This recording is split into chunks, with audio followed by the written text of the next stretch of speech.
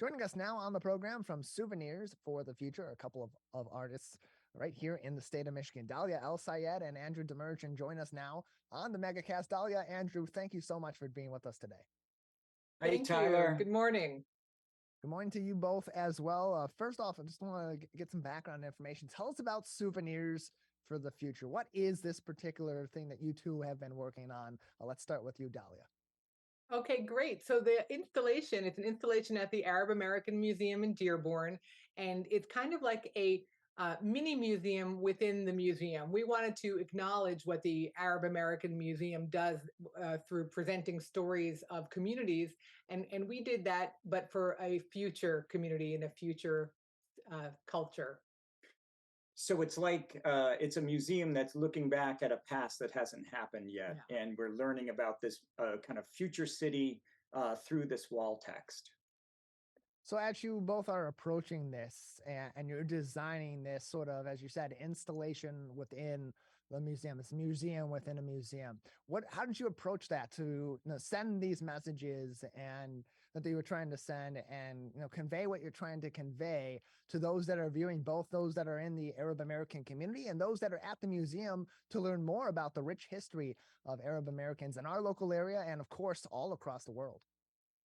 Yeah, I mean, part of what we did with a lot of research in actual Swana, Southwest Asia, and North African regions, and looked at museums and looked at how you can tell stories through objects.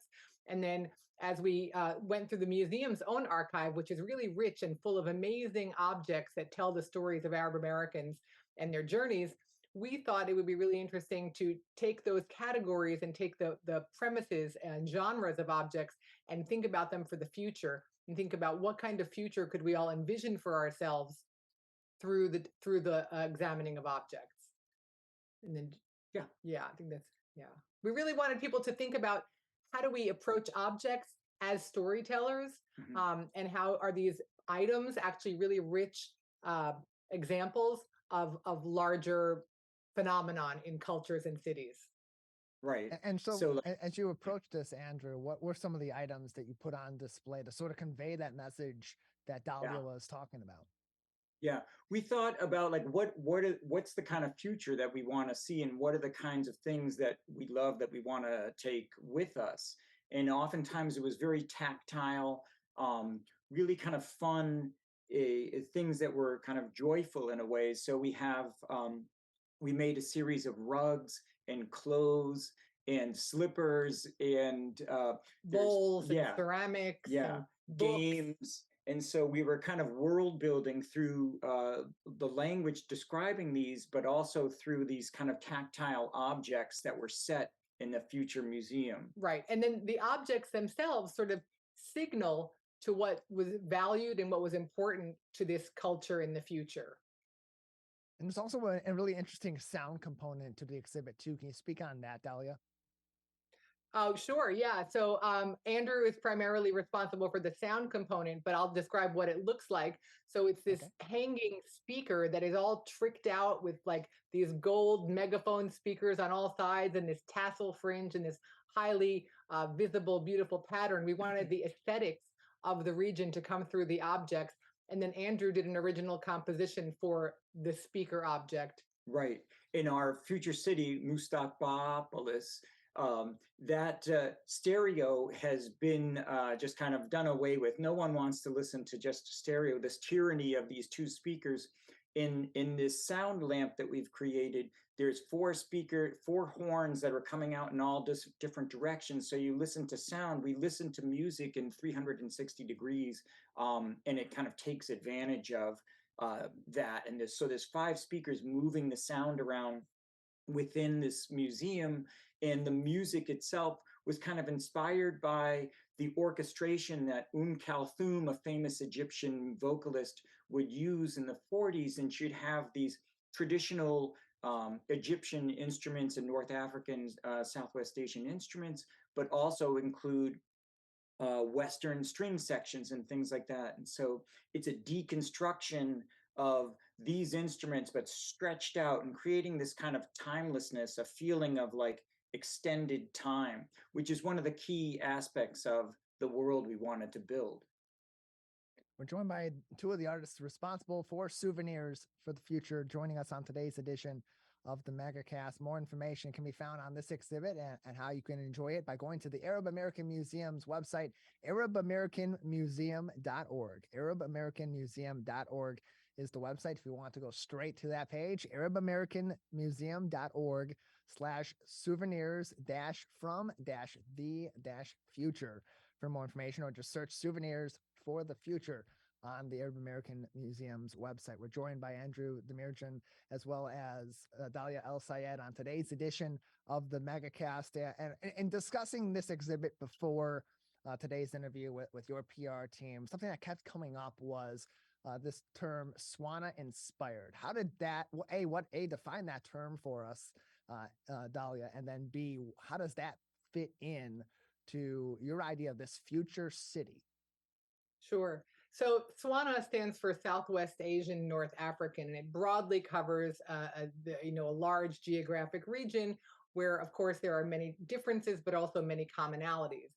And so part of what we were looking at was the aesthetics, right? The sort of visual style, the patterns that get repeated, the materials and the forms that these visual expressions take.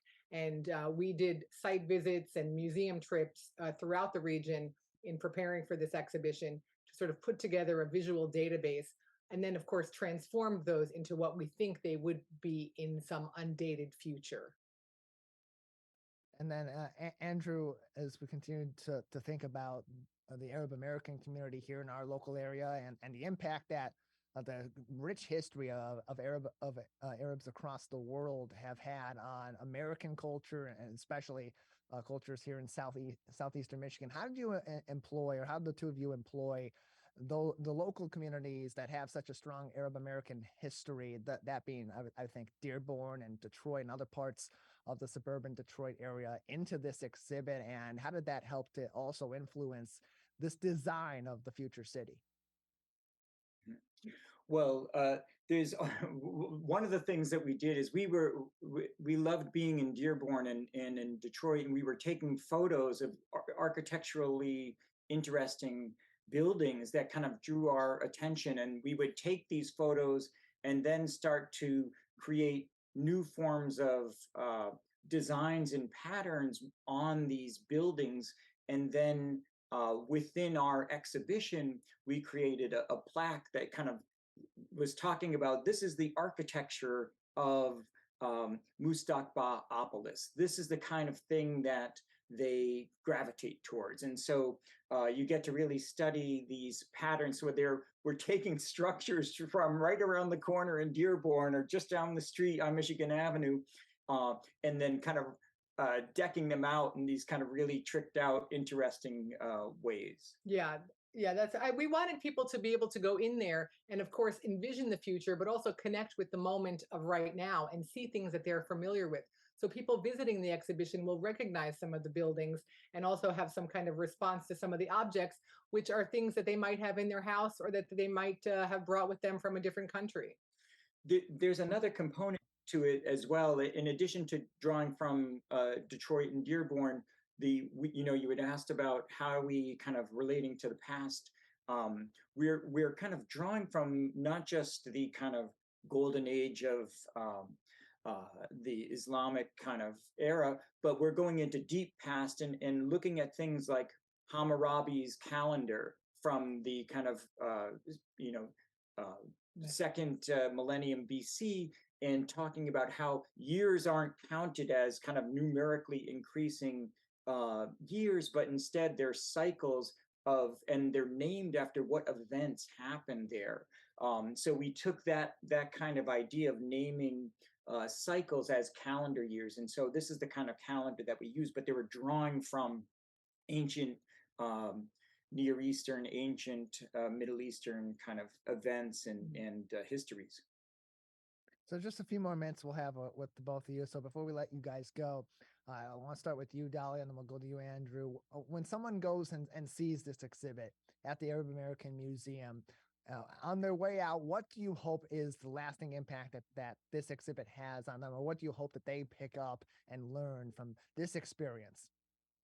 I mean, I want people to have moments of experiencing joy and sensual and tactile pleasure, right? That's really, I think beauty is a really important and underrated aspect of our day-to-day life.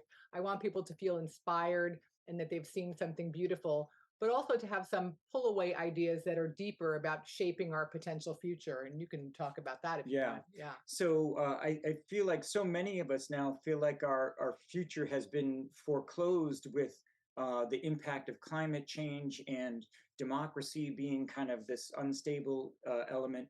And we were interested in kind of trying to create what is this world that we want to be in, that's kind of not just solely existing to extract elements from the earth and destroy things as fast as possible. Let's try to imagine what the tactile feeling is, and even like the feeling of relaxing, where you don't have to have every moment of your day be this kind of progression towards productivity for your boss kind of thing. Yeah, we really just wanted people to have a moment to pause and think of an alternate future and alternate possibilities. Right. And so hopefully this installation inspires people to think about what would they like to see in the future. What's the world that they want to be in, and start to imagine something outside of our present dilemma. You can experience Mustaqba'opolis at the Arab American Museum. More information can be found at arabamericanmuseum.org. Dahlia, Andrew, thank you both so much for being with us today. Thank you so much, Tyler. Thank you.